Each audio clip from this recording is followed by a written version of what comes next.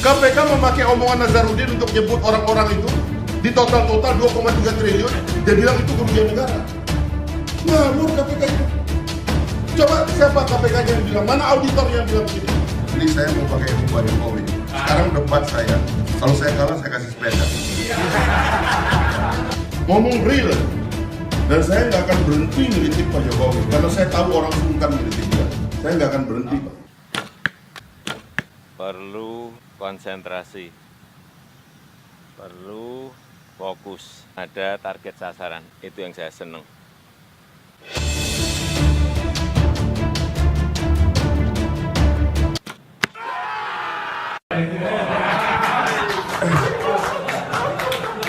Saya lihat nih tadi yang nanya-nanya yang kurang press the drinks.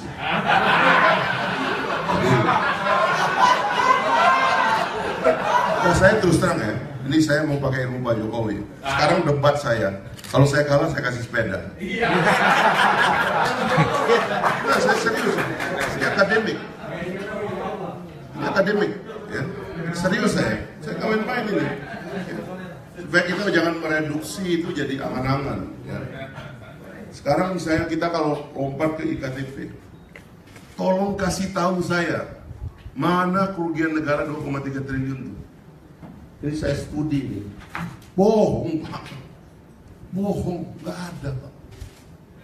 Bohong ini. Terakhir 10 November, auditor BPKP mengatakan tidak ada kerugian.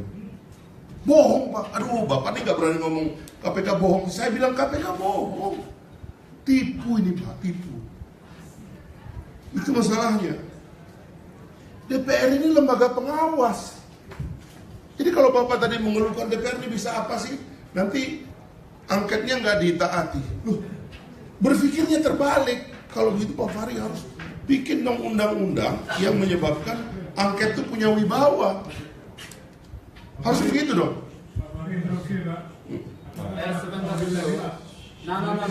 Saya moderator. Dan biar aja. Nggak, ini karena mau sepeda ini. Ya ayo. Apa? Audit investigasi statusnya tadi. Audit investigasi media. Ini semua kan omongannya Nazarudin. KPK memakai omongan Nazarudin untuk nyebut orang-orang itu di total 2,3 triliun. Dia bilang itu kerugian negara. Ngawur KPK itu. Coba siapa KPK-nya yang bilang? Mana auditornya yang bilang di sini? Nggak ada, Pak. Udahlah. Ini kalau bukan kita nih anggota DPR yang punya imunitas, mana berani kita ngomong begini, Pak? Diincar sama orang-orang itu. Nggak ada, Pak. Dicari nggak ada. Dan sudah hilang dia dari dakwaan. Sudah hilang. Jadi kita ini ditipu, Pak. Cuman kita yang bisa ngomong begini. Karena di sini ada imunitas. Harusnya DPR itu diperkuat. Uangnya DPR sedikit, Pak. Mau bikin kota kayak apa juga DPR ini nggak ada berapa-berapanya kok, Pak. Nggak ada, Pak. Duit itu di sana, Pak. 99% tuh duit itu di sana. Harusnya DPR itu dipakai plototin itu. Plototin permainan orang-orang itu, penyidik-penyidik itu. Begitu menyangkut orang-orang tertentu, dia nggak mau sentuh. Sudah ketahuan kok permainan ini. Nah, kita itu maksudnya itu di sini kita mengkonsolidasi kekuatan rakyat. Mandat dari konstitusi kita yang kita perkuat dalam amandemen adalah memperkuat kewenangan DPR supaya dia bisa nyorot semua hal. Bahwa DPR ada masalah, jangan lupa ini elected official. Karena itu Anda boleh jatuhkan dia setelah Anda nggak suka. Di Amerika Serikat tadi Pak Birma.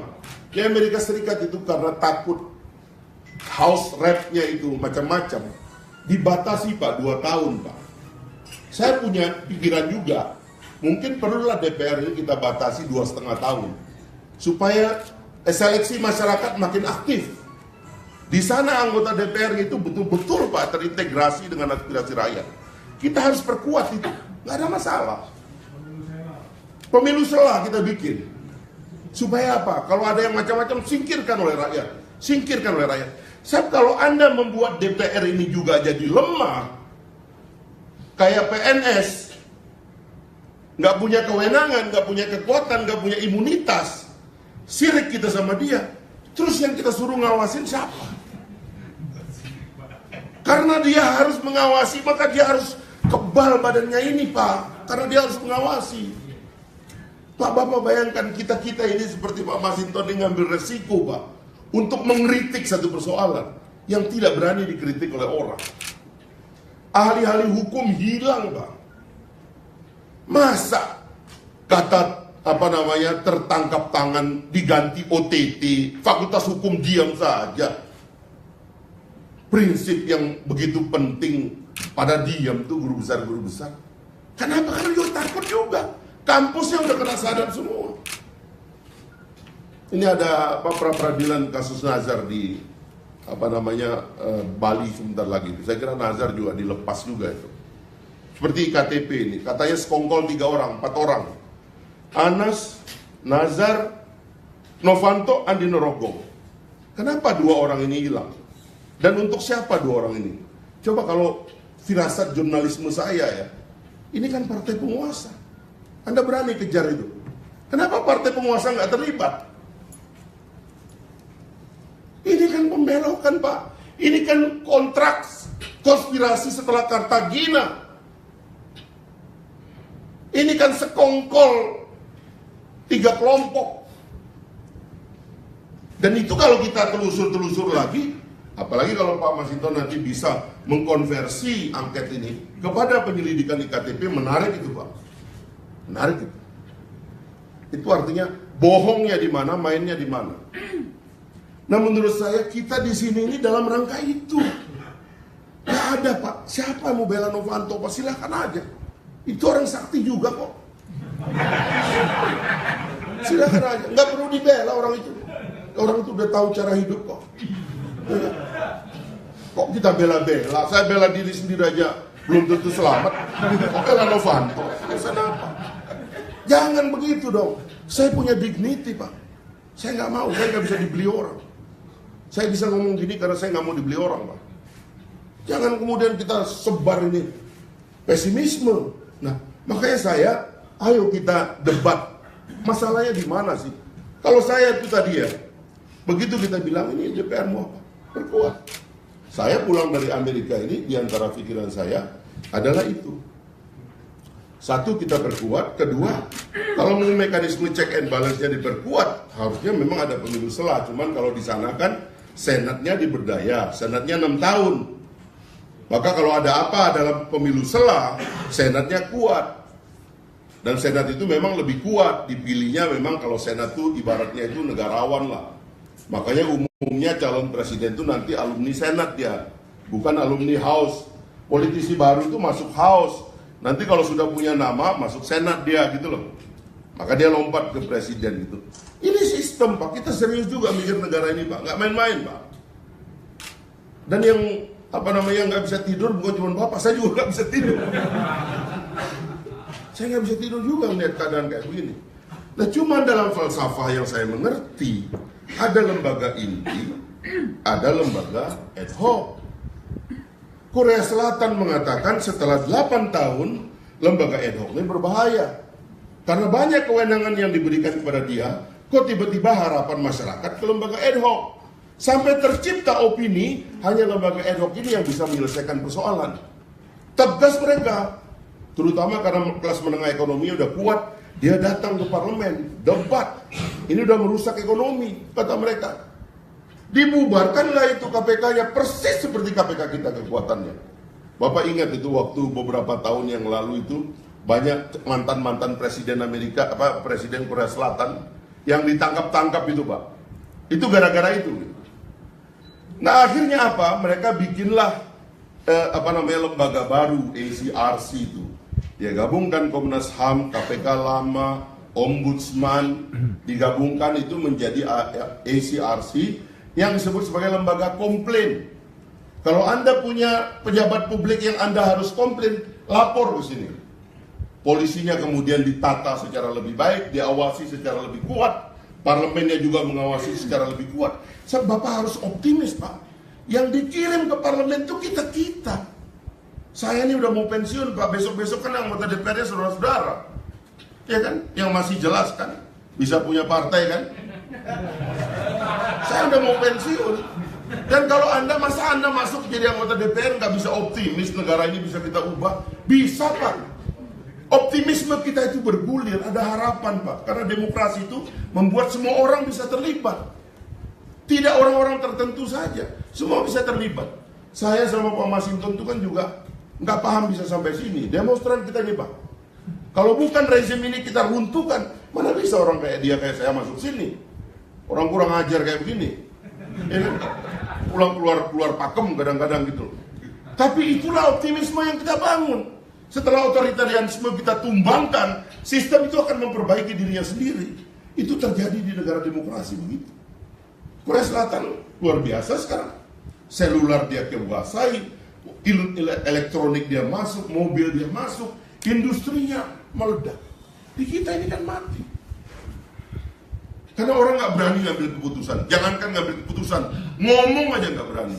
Itu anggota kabinet itu Anda tahu, saya kan bergaul dengan anggota kabinet juga. Kayak Pak Masinton, ngedumel Pak di belakang tuh. Oh, berat ini Pak, berat kalau kayak begini Pak. Teruskan itu Pak.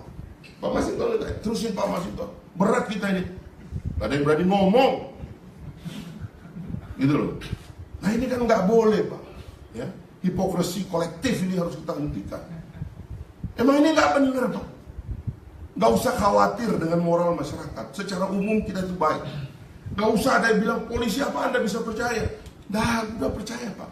Dia saudara-saudara kita, anak-anak kita. Orang baik Pak. Jangan pesimis. Serahkan kekuasaan itu secara merata kepada semua orang. Seperti teori Laron itu. Dulu cuma ada satu lampu, semua orang datang ke sana. Tapi begitu lampunya kita bikin banyak, semua orang datang ke semua lampu. Biarkanlah, itu jadi indah. Sehingga kemudian harapan kita jadi banyak. Ini harapan kita jadi nggak banyak. Angka yang diselamatkan oleh kepolisian dan kejaksaan lebih banyak dari uang yang diselamatkan oleh KPK. Tapi kita nggak pernah sorot kepolisian dan kejaksaan. Kasihan mereka Pak. Di Papua sana Pak, polisi, jaksa ngambil barang bukti Pak. Naik perahu sampai seminggu Pak, sampai naik gunung. Nggak ada ongkos Pak, karena ongkosnya itu dicatu oleh APBN kita. Kalau KPK kan nggak ada dicatu Pak. Cartagena, set naik pesawat, balik. Bayar dulu, pergi. Ini orang mau disaksi, mau disuruh bersaksi menurut kita. Naik dia ke apa itu namanya itu, Raja Ampat. Berapa bayarnya? Bayar APBN. Beda Pak. Sana dicatu Pak. Besar, kecil, menengah, sedang. Seminggu dia Pak mesti jalan. Sedih Pak ngelihatnya orang-orang itu Pak. Tapi mereka bekerja untuk Republik. Kita tiba-tiba di sini cuma menganggap pemberantasan korupsi cuma ada di Rasuna Said. Kita nggak tahu orang dari Sabang sampai Merauke di pulau-pulau kecil juga menegakkan hukum, mendisiplinkan masyarakat. Tak boleh Pak. Harus optimis kita gitu. Jadi saya nih Pak ya, dengan Pak Mas, siap kita debat, masuk substansi tapi jangan meneruskan emosi. Makanya saya bilang ke teman-teman, kalau ada press gathering, ayolah kita saling keroyok lah. Kita ini adik-adiknya Pak Bisma tadi, Pak Birman tadi. Kita adik-adik beliau. Tapi beliau tahu juga bahwa generasi politik sekarang ini kan, saya Pak Masinton adik-adik dia itu kan juga sebagian jadi wartawan. Memang saya tahu di teman-teman wartawan ada yang sinis sama politisi, ya kan? Ya nggak apa-apa Pak. Tapi kalau kita bisa berdialog bahwa Anda pejuang, saya juga pejuang, ayo kita buktikan. Nggak ada Pak, saya Pak Masinton tuh nggak ada ngapa-ngapain Pak. Gini-gini aja, terpaksa saya pakai jas hari ini karena kedinginan.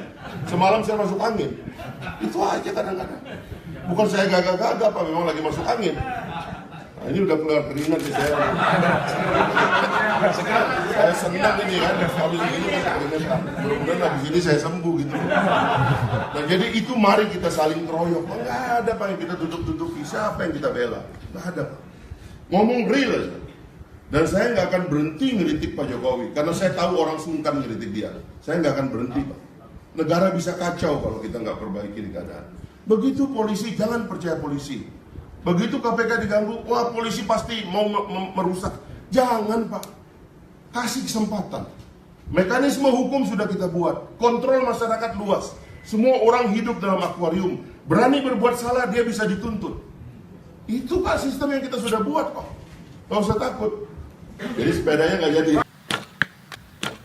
Perlu konsentrasi, perlu fokus, ada target sasaran, itu yang saya senang.